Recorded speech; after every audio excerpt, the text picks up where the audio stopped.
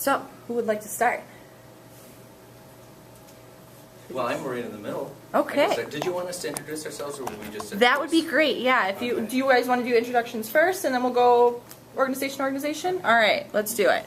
I'm Howard Mandeville from Moving Out, and I get to talk first. I'm Gary Messenger with the Dane County Time Bank. Kevin Kiesling with Avenues to Community. Jason Belaungy with Access to Independence. Stephanie Prim from Love Dane. Carrie Pomachay from Dane County Human Services, Adult Developmental Disabilities Intake. And I'm Heidi Stringer from the same place. And I'm Bill Hoosier from the Aging and Disability Resource Center, Dane County. Do you think it would make more sense for the Dane County people, because that's sort of an entry point? Sure. Maybe it would make more sense for you guys. I would say you first. Okay. They enter there. All right. So, again, my name's Bill Hoosier, and I work with the Aging and Disability Resource Center of Dane County. It's part of Dane County Human Services. We're funded by the state, and our role in eligibility is really around eligibility for adult long-term care waiver services, so which some of these folks represent and some don't. To be eligible for adult developmental disability services, a person has to be 18 years of age or older, living here in Dane County and having a developmental disability, which would include Down syndrome. So the process is really quite simple. To determine eligibility, we need to complete an assessment to see if a person requires assistance in a number of life areas. And that's done by typically coming out to your home, meeting with family members and individuals, asking some questions. It takes about an hour or so. Then we put that information into what's called a functional screen, which is developed by the state to determine eligibility, and we kind of go from there. So we're going to talk more about, Heidi and Carrie will talk to you about what those services look like in the adult world. But the ADRC's role is to first and foremost determine eligibility. So how do you contact us? Typically we work really closely with the high schools in Dane County. So every fall I send a letter out or a phone call out to the different high schools saying, hey, do you have any upcoming students you think might be interested and eligible for adult services? They then share those names with us. I then send some forms out to those families or to the schools, release of information, that type of stuff. Once we get that back, then I assign one of my staff who will schedule a time to get in touch with families, to schedule that home visit. People don't have to go through schools. They can call us directly, and I'll share some of that information with you that goes into a little more detail about that eligibility process. ADRC brochure is there, and you guys all have that. We also have disability benefit specialists on staff who can help answer questions for when families are looking at applying for SSI benefits. They can, depending on circumstances, some people need more help than others. And we can certainly be there to help answer those questions and literally help you fill out an application if you need that. I think that, that's really, so the ADRC's role is to determine eligibility around age 17 and a half. We typically receive names from schools of young people who may be interested in adult services. Once we meet and do the assessment, we kind of hand you off to Heidi and Carrie, who then can talk to you more about what you're eligible for. What does that mean? So I'm eligible, and they can talk to you about those services. Any questions? So, as a parent, we Yep. whether it's us or the school, but 17 and a half is about when you start. That's the earliest we can begin Okay. the assessment process. Okay. Yep. Yes. So I have two questions, and maybe this goes to the next Sure. ladies. Could you talk about waiting lists specific to two things? One is general adult services for those with developmental disabilities, and then two, if they need employment services post-DVR engagement. Yep, Heidi and Carrie can talk to you about that. But it does bring up a point. So when my staff meet, they can talk about, waiting lists and kind of what the services look like. And they'll also be able to help you identify other resources that are out there, like Time Bank, Love Dane, which these guys are going to talk about, Moving Out. So they know a lot of the different resources and services in the county. Any other questions? Yes? One more. a couple of us are from Jefferson County, Okay. so like our kids are involved in the Madison Down Syndrome Society Sure. because it's all there is for surrounding areas. But so, do we have to stick with Jefferson or do we? Yeah, you have to be a Dane, for Dane County Adult Services, you have to be a Dane County resident. Oh, okay. So getting back to that, Mhm. because especially since we're talking about independent living and that, Mhm. boy, our kids have gotten sort of close as a group together, and we've given some thought to, well, they might be in a group, it'd be better for them to be together because they have a social network then. So, and that would more likely be in Dane County. How would that work then? Yeah, to go on the waiting list for Dane County services, you have to be a Dane County resident. Okay. And to be a Dane County resident, you have to be living in Dane Okay. County with the intent to stay there. Okay. And then the other question is, once you contact DDR, Mhm. how soon before you should actually hear from them? We don't have anybody from DVR here. Unfortunately, couldn't Okay. come. So. I can't, Okay. a lot of that depends upon the individual counselor and their caseload and all that, so. There's a minimum response time. The Client Assistance Program, or CAP, I can get you the information if you're interested, but that would be the number to call if you're feeling that Yeah. the delay in response is too much. But they should lay out when you apply, there should be, I don't, I mean, should you hear back from them? yes. Yeah, They're required to respond to all applications. within a period of, Yeah, I want to say 30, 60, or 90 days. That's one of those three. I don't have it off the top of my head, but yep, they are required to respond. So, and there's a number to call if you're not getting a response. I mean, this is obviously going to come up, but as far as residential services, you were in my kitchen 11 years ago, and my son was on the waiting list. He's been on the waiting list since then. So, I mean, I just don't really know what to expect. And I don't know how many people are on the waiting list. I'm not getting any younger. His dad's not getting any younger. So really, realistically, what can we expect? Can I just clarify, your son's been on the waiting list since 18, and now Correct. it's been 11 years Right. For Okay. residential. for residential? Okay. Right. I was just clarifying what you were saying, that's all, just okay. reality, yeah. which is kind of a good segue to Heidi and Carrie can talk more about that. What the services in the adult world look like and waiting lists and such. So, currently, you've probably heard that resources are limited in Dane County. And yes, we do have waiting lists for residential services.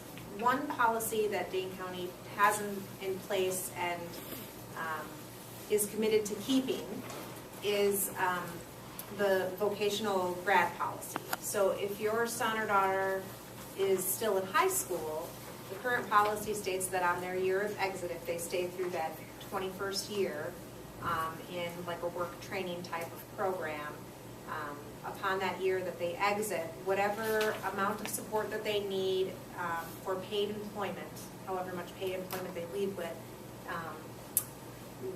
waiver services, given the availability of funds, will pay for that support, okay? And you would, through that process, the last year that your son or daughter is in the high school, would get a support program and be put on a waiver program. As far as residential services go, the waiting, those who desire residential services, the numbers are too hard to keep track of. So it's all crisis driven. It's based on eminent need. And so we can't say you're number 55 or you're number 700. We just can't do that. If you have a support broker already, if you're an adult in the system, you have a support broker, we rely on your support broker to come to the Department of Human Services and discuss what your situation is, if they believe that it is, if it rises to that level of need or not. So that's sort of how residential services work. If you want them paid for with federally and state funded waiver dollars. Carrie and I, though, we meet with several families and we help individuals figure out ways that they can patch things together in the absence of those funds for unique living situations that may require come-in support and that sort of thing. So if we haven't met you already and you're on the waiting list, we're chomping away at it as best we can. And I would guess if you haven't met Heidi or I know that we haven't met through Dane County, that your son has a broker. Right. Is that correct? Right. So then you wouldn't meet us because they already have Right. someone. Right. So we'd rely on that broker to come and tell us if there's a crisis. So basically, I mean, I'm just trying to get, you know, I have to plan for the future, for my retirement and so on, and like, I'm just trying to get an idea if, so you're saying there's really no movement, basically, unless, like, I become disabled or, That's We're no longer. yeah. Heidi and I have the unfortunate job of Yeah. telling people I that. mean, I think it's important for people to know that. Yep. I do too. Yep. I mean, and, you know, I think you want to work with your child support broker on trying to figure out some creative solutions and doing some of that long-term planning. And we like to encourage people to, you know, look into special needs trusts and work with other providers here that are on the panel with kind of long-term planning, utilizing the time bank and other community resources that aren't necessarily waiver funded to sort of help realize some of those long-term goals that you have, knowing that waiver dollars, that the waiting list is too long. To answer specifically to the question about DVR, we have, is it called an inter-county agreement, or I can't remember what, interagency agreement with the DVR, the schools, and the Department of Human Services. Basically, in that final year of high school, when your son or daughter is trying to secure supported employment, DVR picks up the first 6 to 9 months of funding for that individual's job support and seeks a letter from Dane County that kind of commits to being the long-term support provider for that person. So usually DVR funding lasts about 6 to 9 months, and then Dane County Human Services, if the individual is a graduate, will pick up the long-term funding for job coaching and things like that. I don't know if that answers your specific question about DVR. Yes, yes, thanks. Does your child have a broker, vocational services? Are you asking about me? Mm-hmm. My daughter lives in Waukesha County. Oh, okay. She has an IRIS consultant. Okay. I was asking more Just for in general? general population. Okay. and- Oftentimes, with the grads, vocational services are also part of that transition policy. So they've got a broker and they've got a vocational agency that can help support them in their job. If something should happen so they would lose their job, their employment, the vocational agency helps find other employment, and they work closely with DVR, or the broker would work with DVR to help make that referral to get them back getting services again. Do you, are you saying from your handout here that you need to be 21, wait till you're 21 to get a broker and to start with your services? So between the ages of 18 and 21, I know Madison does a really good job of providing those post-grad years, but in some of the other Dane County schools, the kids are not given that opportunity. Can they apply for these services before they're 21? If they live outside of Dane County? Outside No, of Madison? outside of Madison, they should be, because Dane County Human Services has that agreement with all Dane County schools. We are aware that some school districts are better than others. Madison is very good about doing it. That last year, that 21st year, a transition coordinator, which is like a broker, case manager, social worker, they step in and they serve all of Dane County. And they are supposed to be hooking your son or daughter up with a broker by the end of that year, and with vocational support, those kinds of things.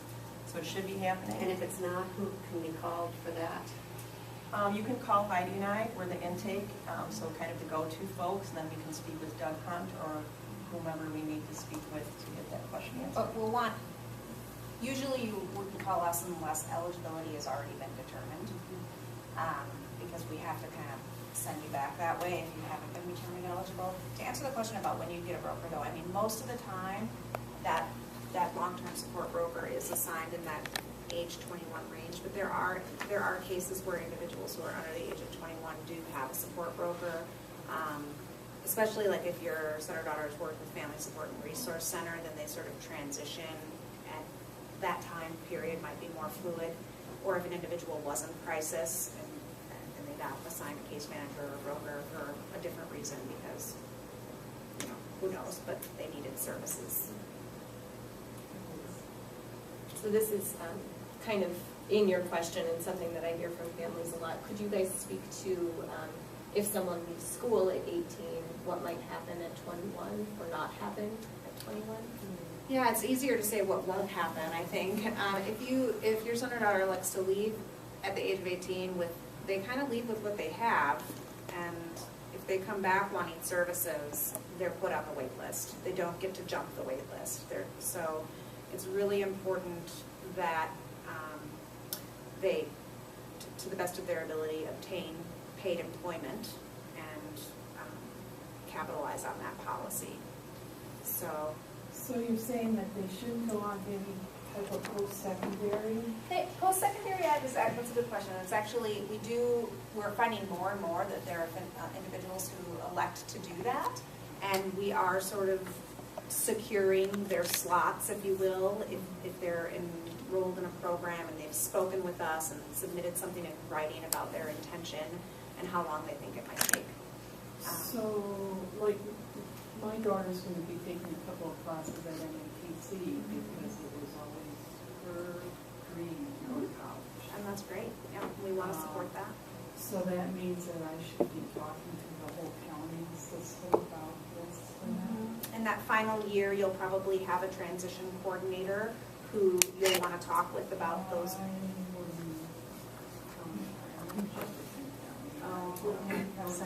Sorry. Yeah, so what these guys are talking about only pertains to Dane County. Every county has a different type of service and a different policy. I mean, they expected us to graduate her out. We just refused to do that, but so we sort of figured things out.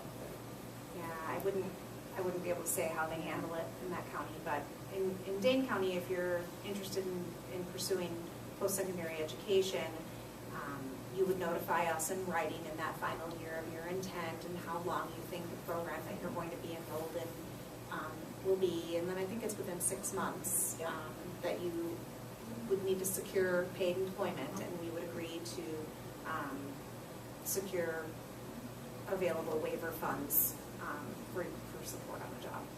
Now, one thing that's the same between Jefferson County and Dane County is that both counties have an aging and disability resource center that provides information, and I think also engages in the, like whether or not the